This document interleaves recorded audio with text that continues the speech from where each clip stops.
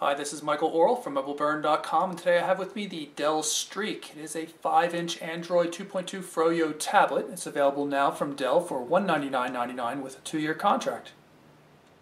So here's the box for the Dell Streak. This is a AT&T compatible device, but it's not being sold directly by AT&T. Up front and center we have the Dell Streak itself, 5-inch tablet. We'll just set this aside and take a quick look at what's in the box.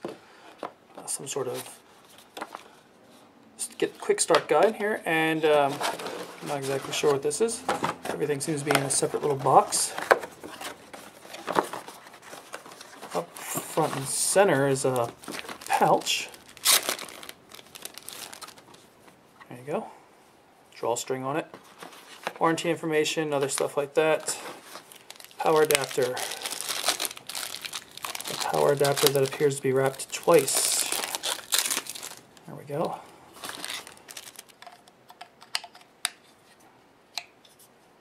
And there's a USB connector on the bottom of it.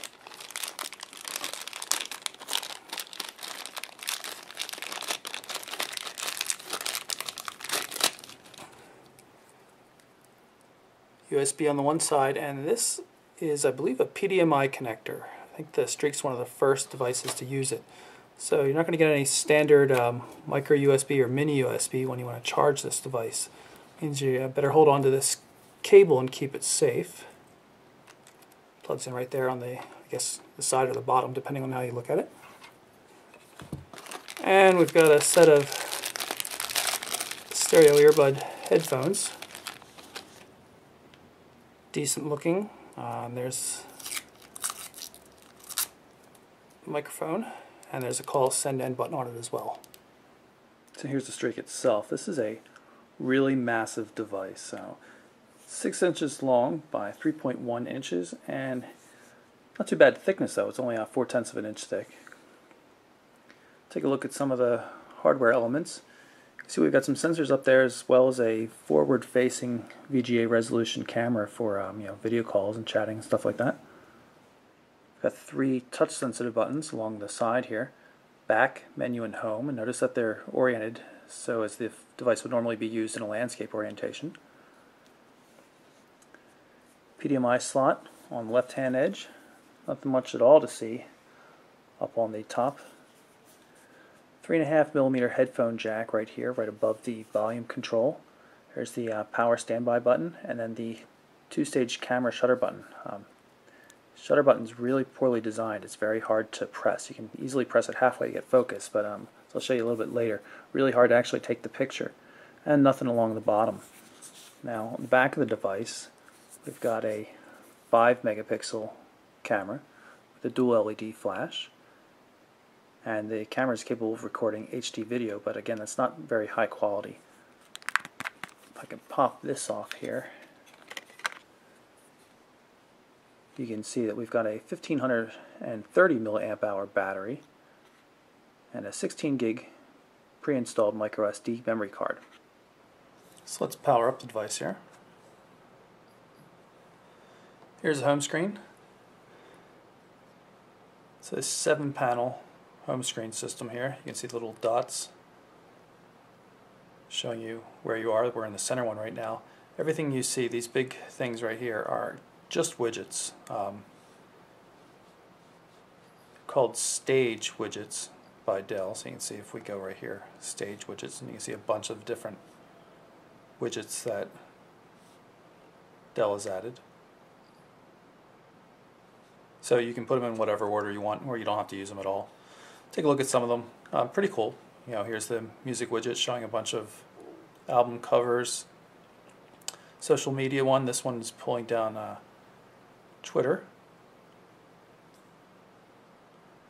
The main one here just shows you your recent apps, what you would normally see just by long pressing the home button here. So it just shows you recently used apps, just so you can get to things quickly. And of course, there's local weather.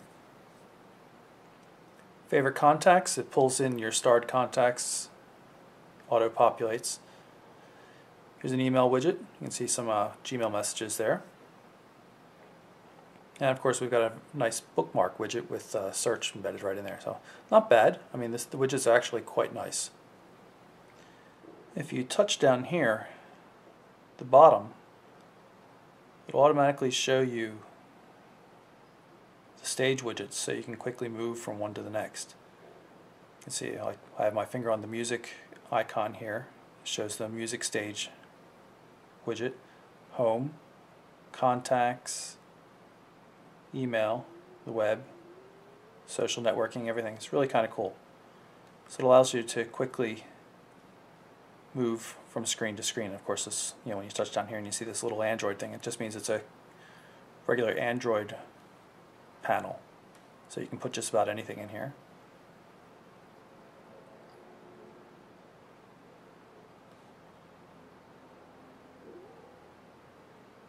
Main menu. It's a little bit different. Notice I can drag it down and there are multiple panels here. Now I pull up the menu button here, you can see there's some settings for it, but not different types of views or anything like that.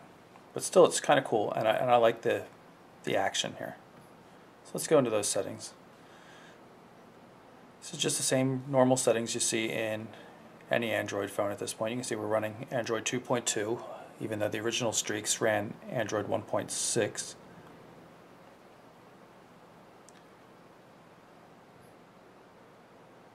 Everything looks just like you would find on any random Android-powered smartphone. If you don't like any of these stage widgets, you can remove them and replace them with a different stage widget. Say the gallery, we haven't seen that one yet. You can see how it's populated with some of the test photos I shot.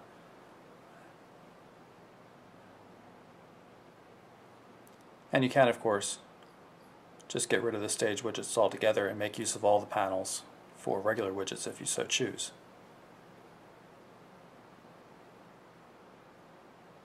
Notice a little bit of lag in the scrolling action here.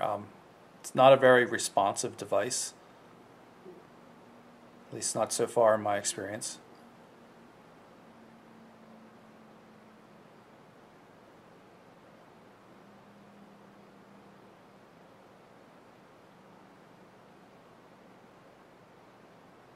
And now again, if we touch down at the bottom of the screen, you'll see another Android icon here for this panel. So let's pull up the browser.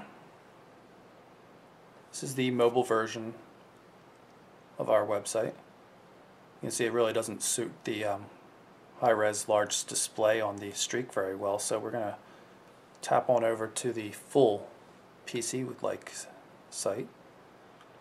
I have Flash support set to on demand. It makes the browsing experience a lot better.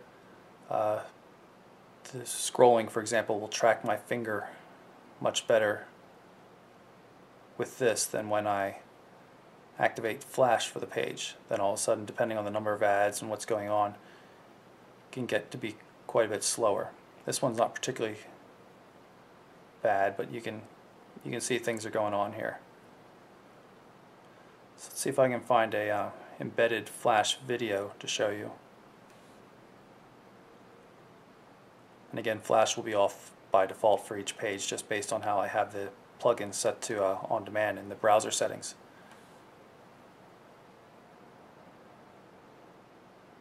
Okay, so Flash is loaded. And you can see things are a little jittery. Let's see, I didn't have any success getting this to run before. Let's see if it works this time. No, it's not working. Take a look at the zooming controls while we're here. You can double tap to zoom, but things don't actually zoom in that tightly. Considering the high resolution and relatively small size, we're only talking 5 inches here of the display, you really would want to zoom in a lot tighter than that. Go back to the home page and a little bit better demonstration of that. That text there is pretty small, even though it's quite readable on a PC, and double tapping in, it's not getting you that much closer. So you're going to have to manually zoom for a lot of pages. Otherwise, as long as Flash isn't running, the browser works pretty well.